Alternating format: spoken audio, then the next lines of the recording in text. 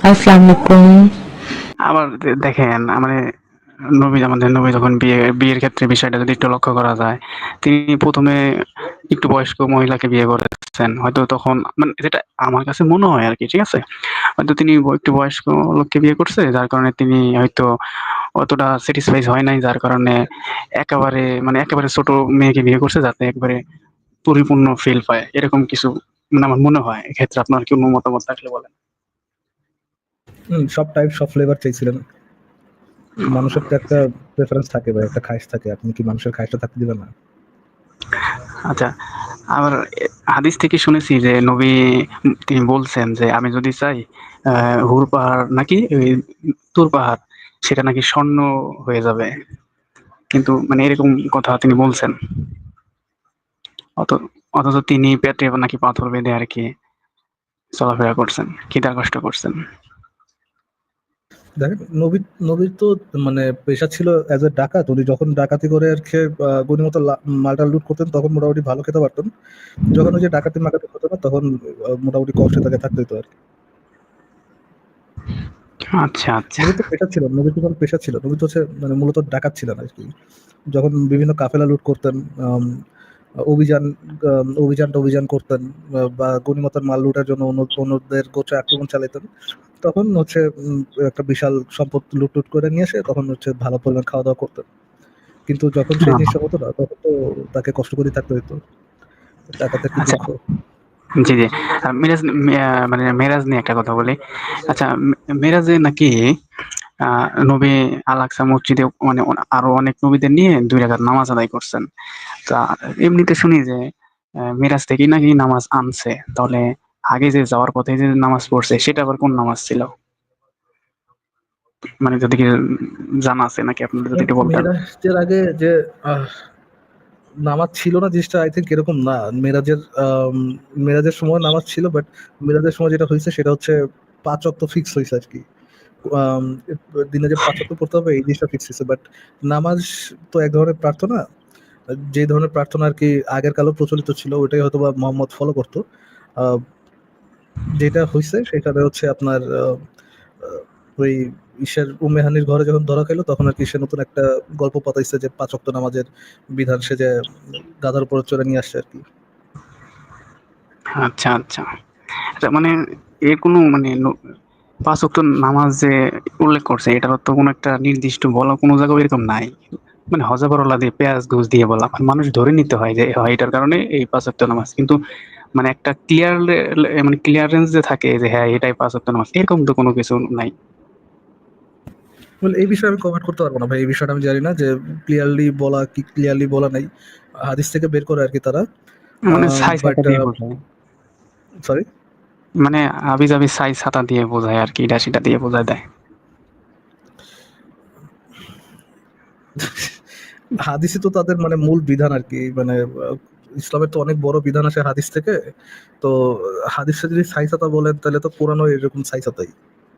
আচ্ছা, আরেকটা কথা বলি মানে যেহেতু কোরবানি সিস্টেমটা হচ্ছে ইব্রাহিম নবীর আমল থেকেই। তাহলে তাহলে ইব্রাহিম ধর্ম তো ইহুদি ধর্ম, খ্রিস্টান ধর্ম আবার মুসলিম ধর্ম। তাহলে ইহুদি ধর্ম, খ্রিস্টান ধর্ম এদের কি কোনো কোরবানির সিস্টেম আছে কিনা যদি জানা থাকে? সরাসরি ইসলাম ধর্মে কিভাবে আসলো?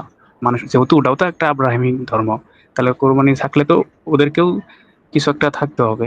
গরুর গরু কোরবানি না দিক বা অন্য কিছু তো একটা দেবে। এসব খ্রিস্টান ধর্মে না, ইহুদি ধর্মে থাকার কথা। ইহুদি ধর্মের হচ্ছে আপনার কোরবানির সিস্টেম থাকার কথা। কেননা জিনিসটা তো আসছে হচ্ছে ইব্রাহিম থেকেই আরকি। আম জি। সে যখন তার ছেলেকে নিয়ে গেল কোরবানির জন্য, আম তখন ঈশ্বর এসে মানে আরকি লাস্টে মত ধরায় দিল যে, "তোমার পুত্রকে না আ আমরা আমি আ আমি চাইতেছি তুমি একটা পশু কোরবানি করো আরকি।" আম বা ঈসাদের মতো খ্রিস্টানদের মতো এই প্রথা দ্বারা হচ্ছে আপনার মানুষ বলি দেওয়া বন্ধ করা হইলো আরকি। তো আর ক্রিশ্চিয়ানিটির ভিউ অনুযায়ী তো আপনার জিসাস ক্রাইস্টই হচ্ছে এই ধরনের কোরবানি-টোরবানির প্রথা বাতিল করে দিয়ে গেছেন আরকি। সেই নিজে আল্লাহর নামে স্যাক্রিফাইস হয়ে হচ্ছে মানে সে নিজে হচ্ছে আ মানুষের জন্য মানুষের সিড নিয়ে স্যাক্রিফাইস হয়ে সে হচ্ছে অরিজিনাল সিডটা বন্ধ করে দেয় অ্যান্ড আম অরিজিনাল মানে সিনা রিপেন্ট করে সর্ট অফ, অ্যান্ড এরপর হচ্ছে ক্রিশ্চিয়ানিটিতে আর বলি দেওয়ার দরকার হয় না। আচ্ছা, আচ্ছা। কিছুক্ষণ আগে একজন যুক্ত হয়েছিল, তাকে আসিফ ভাই দেখাইছে যে আল্লাহ তাআলা মানুষকে সৃষ্টি করে, কিছু লোককে সৃষ্টি করে শুধু জাহান্নামেরই জন্য বা জান্নাতের জন্য, এরকম। তাহলে আল্লাহ আমার কাছে মানে আমি যেটা মানে বুঝতে পারছি যে আল্লাহ হচ্ছে তাহলে পরিচালক, স্ক্রিপ্ট রাইটার। একটা মুভির ডিরেক্টর যখন স্ক্রিপ্ট রাইটার লিখে রাখে, ক্যামেরার সামনে রোল প্লে করে, একেকজন একেক ক্যারেক্টার বুঝায় দেয়, ধরায় দেয় যে কে এটা করবে, কে খারাপ করবে, কে ভিলেন থাকবে। তাহলে পৃথিবীতে মানুষ কি? আমরা তাহলে সেরকম রোল প্লে করতেছি, যে যার রোল প্লে করতেছি। তাই না? হয়তো কেউ আল্লাহ ভিলেন আছে, শুধুমাত্র কেউ স্ক্রিপ্ট খারাপ রাইটার আছে। না, আল্লাহ হচ্ছে গিয়ে স্ক্রিপ্ট রাইট করে আল্লাহ আপনাকে দ্বারা সেটা করায় না। আল্লাহই আল্লাহ তো সো করে। নট লাইক আ প্রোগ্রামার, আপনি হচ্ছেন রোবট। আপনাকে দিয়ে আল্লাহ কাজ করায় না। এখানে আপনার অ্যাকচুয়াল কোনো ধরনের কোনো ফ্রি উইল নাই। কিন্তু আমি আমি ধরো আমি যদি মানে মানুষের মুখে যেমন বলা শুনি আরকি যে, আমি যদি কোনো মাদ্রাসার হুজুর হই, আল্লাহ তাআলা আমাকে হুজুর বানিয়েছেন। কিন্তু আমি যদি একটা খারাপ কিছু হই, "ও তুই খারাপ পথে চলে গেছিস হ্যান-ত্যান।" তখন আমি খারাপ পথে যাই। আমি যখন হুজুর হই তখন আল্লাহ তাআলা আমাকে হেদায়েত দিছে। বিষয়টা কেমন হয়ে গেল না? খারাপ খারাপ পথে গেলে আমি যাই, ভালো তো পথে আপনি গেলে কি চান ভাই তারা লজিক্যালি কনসিস্টেন্ট থাকুক? তারা মনে করেন বা সব সব কাজ আল্লাহ করা বা বলার পরে শুধু ভালো কাজের জন্য আলহামদুলিল্লাহ বলে, খারাপ কাজের জন্য যে এটা দায়ভার আল্লাহকে দেয় না। এই যে লজিক্যাল ইনকনসিস্টেন্সি তারা ইনকনসিস্টেন্ট পজিশন তারা হোল্ড করতেছে। এটা তারা না করুক, এটা চাচ্ছেন?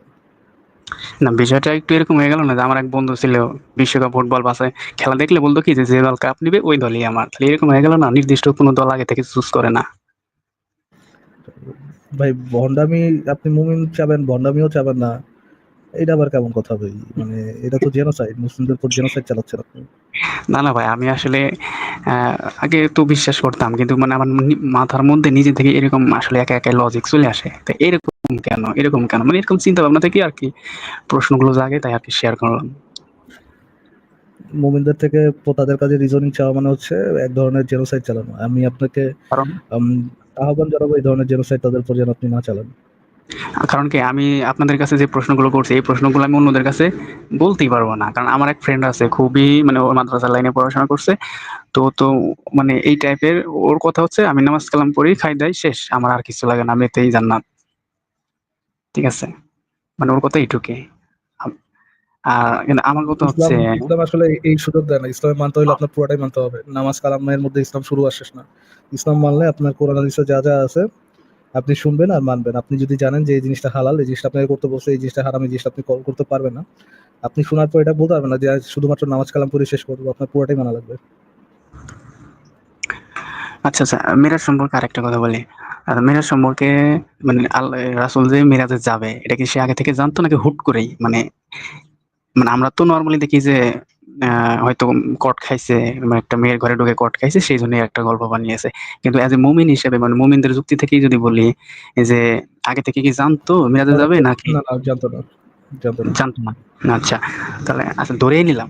ধরে নিলাম যে জানতো না, কিন্তু আল্লাহ তাকে ডেকে নিয়ে গেছেন। কিন্তু ডেকে নিয়ে এমন কিছু জিনিস দিল যে মানে অদৃশ্য কিছু, মানে বিশ্বাসযোগ্য না। যেমন মিরাজ থেকে একটা ইম্পোর্টেন্ট জিনিস নামাজ আনছে, কিন্তু সেই নামাজে তো মানে জান্নাত জাহান্নাম গ্যারান্টি নাই। তাহলে সরাসরি আল্লাহর থেকে যদি যে জিনিসটা আনবে সেটা তো অবশ্যই একটা গ্যারান্টি মূলক থাকতে হবে। এটা সিকিউরিটি থাকতে হবে যে হ্যাঁ এটাই। কিন্তু তিনি আনছে কি নামাজ আনছে। কিন্তু অথচ কোন জায়গাও কেউ বলে না যে নামাজ পড়লেই জান্নাত গ্যারান্টি। হুজুররাই বলে না।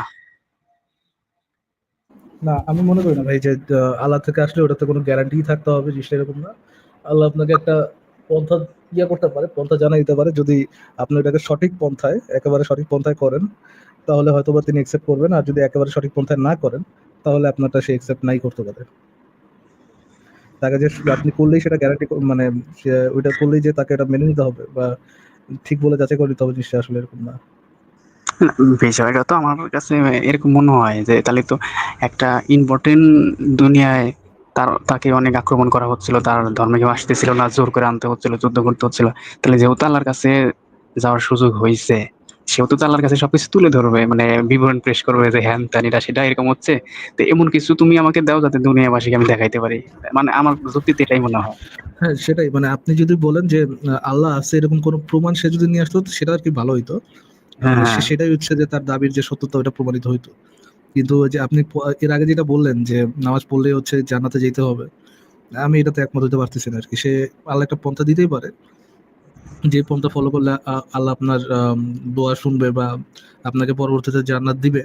বাট আপনি করলেই যে এটা ইয়ে হবে, করলেই যে সে অ্যাকসেপ্ট করবে জিনিসটা, আমার মনে হয় না এই জিনিসটা এরকম রিজনেবল আর কি। আহ, আচ্ছা, মানে আপনার যুক্তিতে, মানে আপনার কাছে মৃত্যু জিনিসটা কি একটু কি যদি বলতেন? মানে আত্মা বলতে কি আসলে কিছু আছে? আমি তো, মানে আমি আত্মা যেটুকু মনে বলে করি কোনো কিছু আছে এরকম কোনো প্রমাণ নাই ভাই।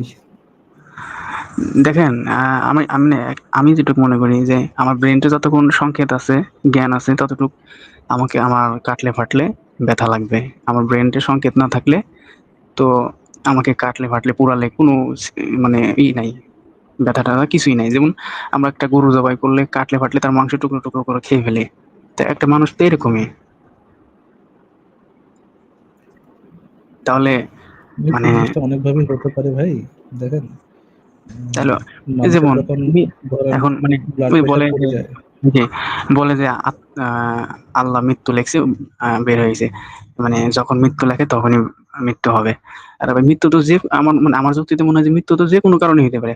আপনি একটা ফাঁকা ইনজেকশন মারেন, আপনার আস্তে আস্তে মৃত্যু হয়ে যাবে।